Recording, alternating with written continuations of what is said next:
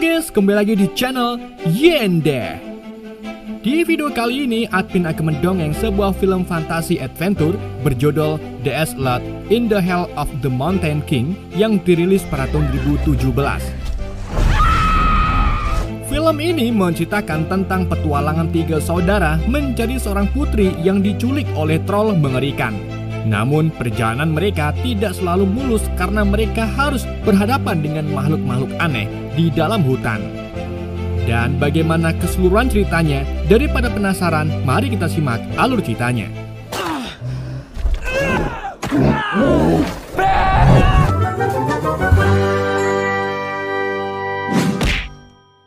Ini Fjellheimen.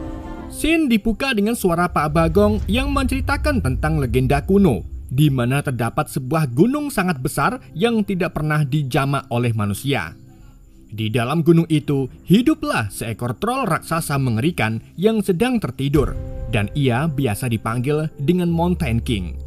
Menurut legenda, hanya satu hal yang bisa membangunkan troll, yaitu jika ada seorang putri yang belum menikah di umur 18 tahun, maka troll itu akan menculiknya dan menikahi putri tersebut.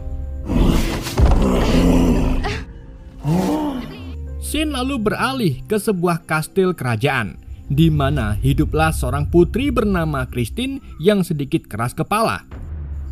Dan karena usianya akan menginjak 18 tahun, sang raja pun ingin putri semata wayangnya itu segera menikah. Raja Erik kemudian menjodohkan Christine dengan Pangeran Frederick yang tingginya 3 liter. Namun putri Christine terlihat tidak tertarik dengan Pangeran Frederick. Ditambah lagi, Frederick seringkali menceritakan bualannya tentang dirinya yang pernah membunuh beruang besar hanya dengan tangan silet. Datters hånd i ægteskab. Meskipun begitu, Raja Erik tetap memaksa putrinya untuk menikahi Frederick esok pagi, tepatnya di hari ulang tahun Christine yang ke-18. Tapi, Christine yang hanya ingin dinikahi oleh Jungkook akhirnya memilih untuk kabur dan pergi menuju hutan menggunakan kudanya. Sementara itu, di sisi lain, seorang bujang bernama Espen terlihat berjalan pulang ke rumahnya setelah memanen sayur itil kenjer. Ketika Espen sedang asik-asiknya menikmati pemandangan di tengah jembatan, tiba-tiba ia ditabrak oleh kuda Christine sampai Espen wawah ke kali. Christine pun akhirnya turun ke kali untuk memeriksa keadaan Espen. Untungnya, Espen baik-baik saja dan malah sempat mengajak Christine ini bercanda. Setelah keduanya berkenalan, Espen kemudian memberikan kenjernya ke Christine karena ia terlihat kelaparan. Sambil makan sayuran, Espen lalu menanyakan kemana tujuan Christine pergi. Namun Christine tidak menjawabnya dan memilih untuk melanjutkan perjalanannya. Kanskje vi ses igjen en gang. Setelah pertemuan singkat itu, Espen kemudian kembali ke rumahnya. Ternyata Espen ini merupakan anak bungsu dari 3 bersaudara dan mereka adalah keluarga petani miskin. Sesampainya di rumah, 2 kakak Espen yaitu Per dan Pal terlihat sedang asik-asiknya membuat kandang manuk. Namun, keasikan itu berubah menjadi esmosmi setelah mengetahui kalau sayuran yang Espen bawa hanya sisa 1 butir kentang saja dan malah diberikan ke cewek tidak dikenal. Ayah mereka kemudian curhat bahwa minggu-minggu ini hasil pertanian mereka dimakan oleh curut dan manuk perenjak. Hal ini karena mereka belum memasang orang-orangan sawah. Dan lagi-lagi, Espen yang sebelumnya disuruh membuat orang-orangan sawah malah tidak melakukan tugasnya tersebut. Karena di rumah hanya ada polo dan kentang, si ayah, Per dan Pel pun pergi berburu, sedangkan Espen tetap tinggal untuk menjaga rumah.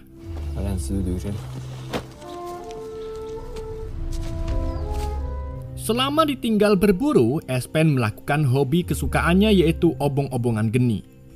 Tetapi ketika hari mulai gelap, Espen tiba-tiba merasa kalau tanah berguncang dan ia percaya kalau itu pasti ulah troll.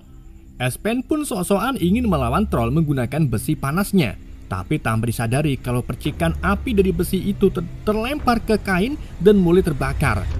Alhasil, api pun cepat menyebar dan membakar rumah tersebut.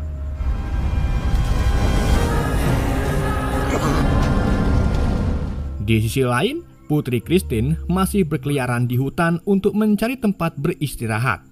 Di saat itulah tiba-tiba kudanya berhenti dan mengamuk. Ternyata hal itu karena kemunculan troll yang ingin menculik Putri Christine.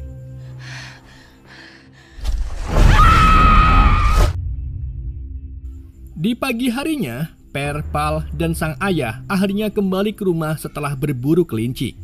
Namun, begitu sampai di rumah, mereka malah dikagetkan dengan keadaan rumah yang sudah ludes terlahap api. Ketiganya pun merasa lemas dengan kelakuan Espen. Ditambah lagi Espen mengaku kalau ia melihat troll di sekitar rumah sampai akhirnya membuat rumahnya terbakar. Tentunya mereka tidak percaya karena troll hanyalah sebuah mitos. Ketiganya lalu mengais-ngais barang yang masih bisa dipakai. Tapi sayangnya tidak ada yang tersisa, bahkan foto mendiang ibu mereka juga ikut terbakar. Bersamaan dengan itu, Pangeran Frederick bersama pengawalnya datang untuk menanyakan apakah mereka melihat seorang putri yang kabur mengendari kuda. Mereka semua pun mengaku tidak melihat Tuan Putri. Begitu pula dengan Espen yang berbohong kalau dirinya tidak melihat Tuan Putri. Frederick lalu menginfokan bahwa seluruh kerajaan sedang mencari Putri Christine. Selain itu, Raja Erik juga menawarkan setengah dari kerajaan serta bisa menikahi sang putri bagi siapapun yang menemukannya. Itulah mengapa Frederick berusaha keras untuk menemukan Christine supaya hanya ia saja yang menikahinya. Setelah Frederick dan rombongannya pergi, ayah mereka menyuruh Per dan Pal untuk mencari sang putri. Dengan begitu, mereka bisa membangun rumah kembali. Ia juga memberi uang terakhirnya untuk perbekalan Per dan Pal. Sedang sang ayah sudah tidak peduli lagi dengan Espen yang selalu menjadi beban keluarga. Dan karena tidak ada pilihan lain, Espen pun akhirnya mengikuti Per dan Pal untuk menemukan sang putri.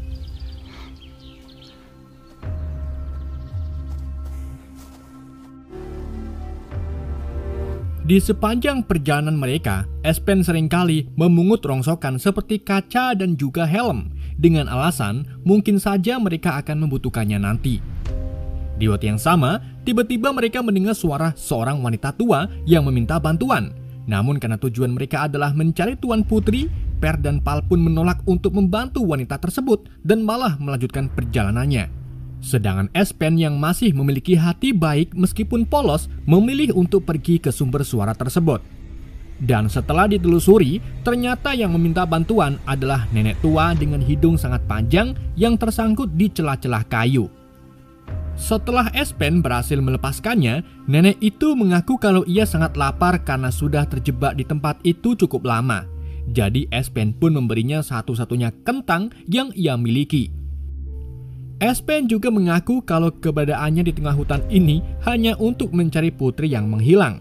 Mendengar hal itu, sang nenek pun mengatakan kalau putri itu sudah dibawa oleh troll layaknya seperti pada dongeng-dongeng yang beredar. Meskipun terlihat berbahaya, Espen mengaku tetap ingin membantu mencari Putri Christine. Melihat ketekatan Espen, nenek itu lalu memberinya peta ajaib yang akan membawanya ke sebuah pedang yang bisa merobek kulit troll. Tapi saat dibuka, peta itu kosong melompong sehingga membuat Espen merasa tertipu. Si nenek memberitahu tutorialnya kalau peta itu akan muncul jika Espen meminta ditunjukkan jalannya secara baik-baik. Dan benar saja, ketika Espen memintanya baik-baik ke peta tersebut, peta itu langsung menampakkan gambarnya. Dan tanpa berlama-lama, Espen pun melanjutkan jalannya sesuai petunjuk si peta. Di tengah perjalanan, ia kemudian menemukan kalung milik Putri Christine. Tapi tanpa ia sadari, ternyata tanah yang ia injak merupakan jejak bekas kaki milik troll. Sementara itu di kastil, seorang pelayan penikmat surya melaporkan ke Raja Erik kalau para prajurit menemukan gigi raksasa yang diyakini sebagai giginya troll.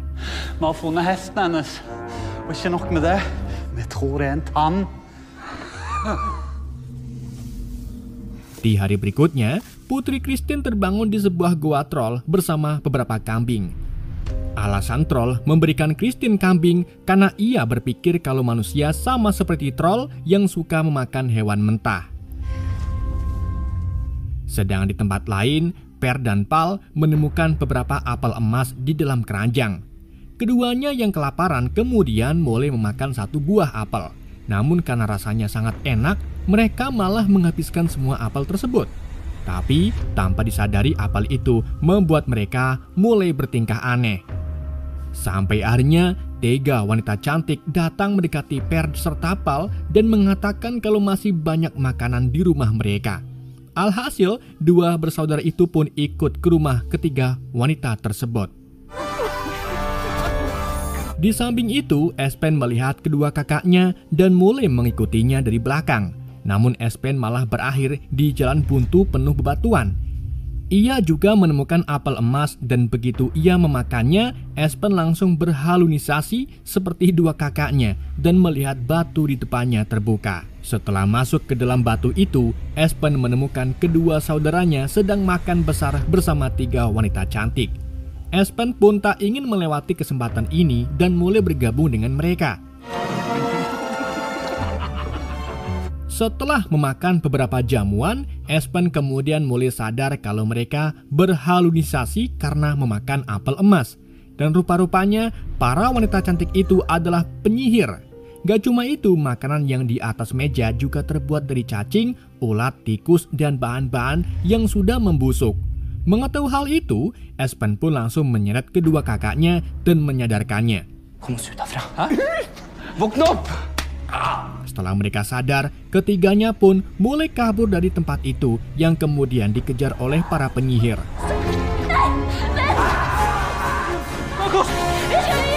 Untungnya mereka berhasil kabur tepat sebelum batu lorong ditutup.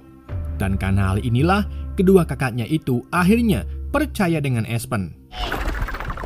Ketiganya kemudian melanjutkan perjalanan bersama-sama. Selama perjalanan, Per menceritakan tentang legenda troll, di mana ia memberitahu kalau orang-orang tidak bisa melihat troll gunung, sebab troll itu hanya bisa keluar pada malam hari, sedang siang harinya troll itu tidur. Hal ini karena sinar matahari bisa mengubah troll menjadi gunung batu. Tak lama kemudian, mereka melihat sebuah bar dan memutuskan untuk makan di sana dulu. Sesampainya di bar, ternyata Fredrik dan prajuritnya juga sedang makan di sana.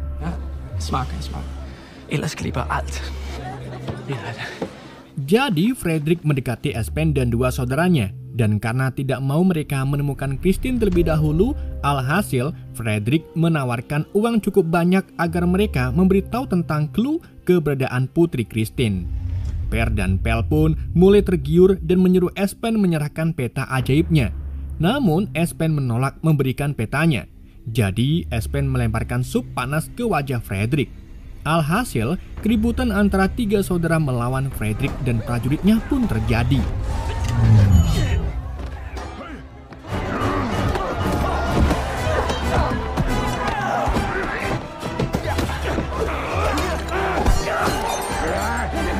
Kekacauan itu berlangsung cukup lama, sampai akhirnya kaki Fredrik tidak sengaja masuk ke makanan pria berbadan besar, sehingga pria besar itu marah dan melempar pangeran Fredrik. Espen serta 2 kakaknya itu pun mengambil kesempatan ini untuk kabur ke hutan.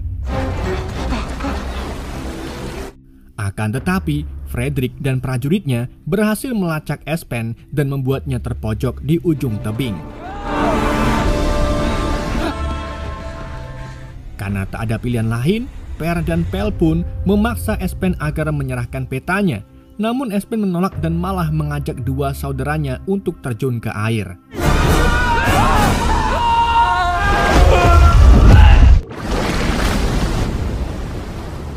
Setelah keluar dari air, Per mengungkapkan kekesalannya kepada Espen karena menolak mengambil uang dari Pangeran Fredrik dan menyalahkan Espen karena selalu menjadi beban. Per lalu merebut petanya dari Espen dan kembali melanjutkan perjalanannya lagi.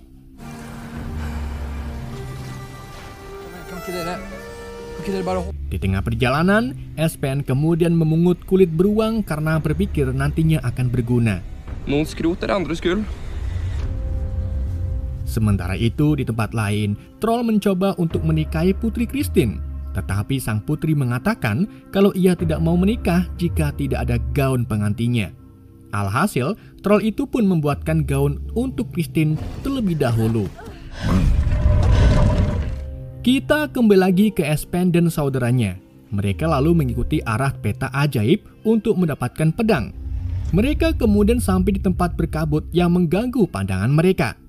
Dan bersamaan dengan itu, kaki Espen tersangkut sehingga membuat dirinya tertinggal oleh kedua kakaknya. Udah, Espen? Di saat itulah, Pangeran Fredrik dan prajurit menemukan Per serta Pal dan kemudian menculiknya. Hvor han? Di sisi lain, Espen menemukan sebuah rawa tempat di mana pedang ajaib itu berada. Tak menunggu lama, Espen pun menyelam ke dalam rawa itu. Tapi ternyata pedang itu dijaga oleh makhluk aneh yang kemudian mencoba untuk menangkap Espen. Untungnya Espen mampu mengalahkan makhluk itu dan melarikan diri dengan membawa pedang ajaib tersebut. Setelah berjalan cukup jauh, Espen akhirnya melihat kedua saudaranya yang dibawa oleh Fredrik dan prajuritnya. Di sini Espen memiliki ide, yaitu menakut-nakuti mereka dengan menggunakan kulit beruang dan berpura-pura menjadi beruang.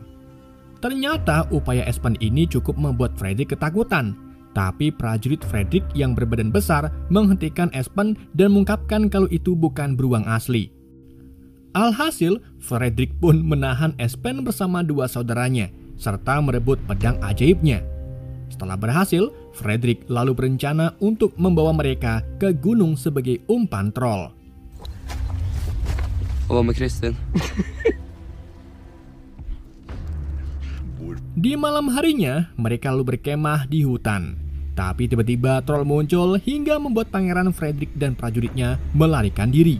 Sedangkan Espen dan kakak-kakaknya yang diikat kemudian mencoba melepaskan diri menggunakan batu kecil. Untungnya mereka berhasil bebas dan langsung kabur sebelum troll itu menangkap mereka. Troll itu lalu mulai mengejar para prajurit Fredrik dan mencabik-cabiknya. Sementara Pangeran Fredrik bersembunyi dengan memanjat ke atas pohon. Di saat itu juga, pelayan Fredrik ikut bergabung di pohon yang sama. Namun Fredrik malah dengan liciknya menendang pelayan tersebut sehingga ditangkap oleh troll.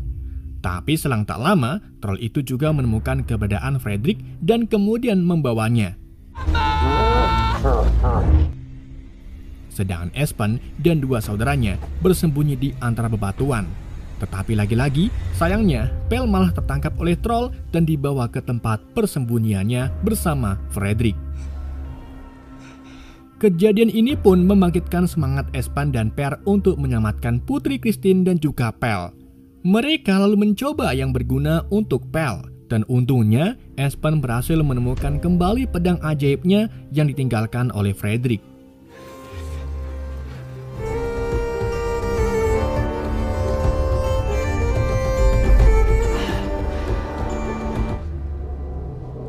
Singkat cerita, Espen dan Per akhirnya sampai di tempat persembunyian troll. Di tempat itu mereka menemukan banyak sekali kerangga manusia, yang artinya tempat itu sangatlah berbahaya. Keduanya kemudian melihat sebuah lubang yang panjang. Jadi Espen mengikat tali yang ia temukan sebagai tanda agar mereka bisa kembali saat keluar nanti. Espen dan Per lalu berjalan terus panjang lorong, sampai akhirnya Espen hampir jatuh ke dalam lubang yang mengarah ke goa, dan tempat itulah tempat di mana si troll menyekap Christine, Per, dan juga Fredrik. Espen kemudian segera melemparkan tali untuk membantu Pal dan yang lainnya naik satu persatu.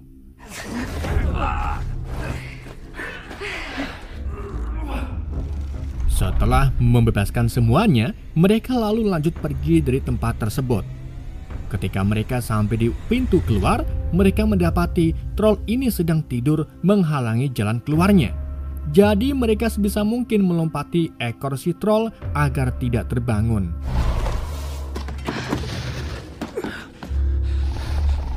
Awalnya satu persatu mereka berhasil melewatinya, tapi saat giliran Fredrik, ia malah gagal dan menginjak ekor troll. Alhasil, troll itu pun terbangun dan marah besar. Espen serta yang lain lalu langsung lari keluar, tetapi ternyata tempat itu dikelilingi tebing curam dan satu-satunya jalan adalah naik ke atas gunung. Selain itu, jika mereka mencapai ke atas gunung, maka semakin cepat pula mereka akan terkena cahaya matahari terbit. Jadi mereka pun terus-terusan memanjat ke atas, begitu pula dengan troll yang masih mengejar mereka.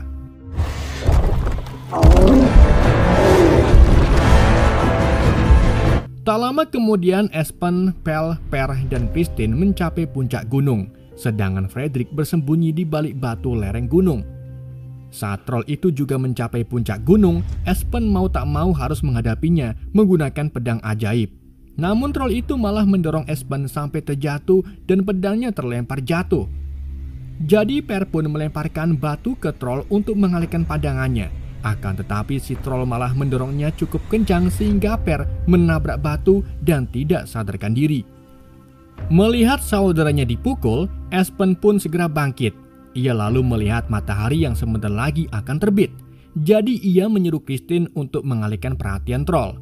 Setelah itu Espen mengeluarkan cermin dari tasnya dan mengarahkannya ke cahaya matahari. Dengan begitu cahaya tersebut terpantulkan dan mengenai si troll. Karena hal inilah, troll itu pun menggeram kesakitan dan seketika berubah menjadi batu.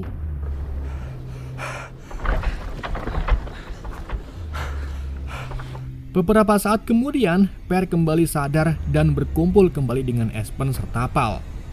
Setelah berhasil mengalahkan troll, Espen, Per, Pal, dan juga Christine kembali ke kastil kerajaan. Sedang Frederick juga kembali pulang. Namun di tengah perjalanan, ia bertemu dengan nenek tua dan menanyakan arah jalan pulang. Alih-alih menunjukkan jalan pulangnya, nenek itu malah membawanya ke tempat para penyihir.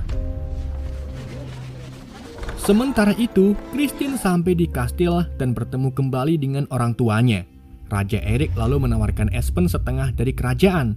Akan tetapi Espen menolaknya dan malah hanya meminta uang secukupnya untuk membangun kembali rumah serta pertaniannya. Alhasil, si raja pun menyetujui permintaannya. Dan selain itu, si raja juga membiarkan putri Christine untuk menikahi siapapun pria pilihannya.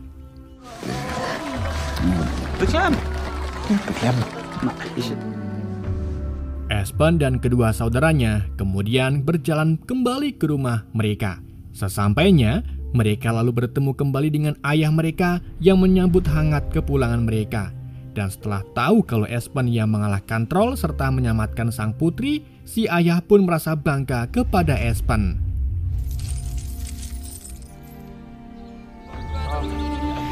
Setelah mereka membangun kembali rumah mereka, putri Christine lalu mengunjungi Espen dan pada akhirnya Espen pun menghabiskan waktu dengan sang putri. Sementara Pangeran Frederick menghabiskan waktunya dengan berhalusinasi bersama 3 penyihir. Dan film pun tamat.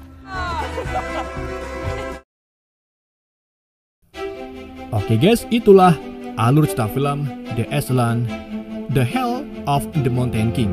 Semoga kalian terhibur dengan alur cerita yang saya bawakan. Mohon maaf jika ada kesalahan dalam penyampaiannya ataupun penyebutan nama. Sekian dari YND, sampai jumpa di video berikutnya.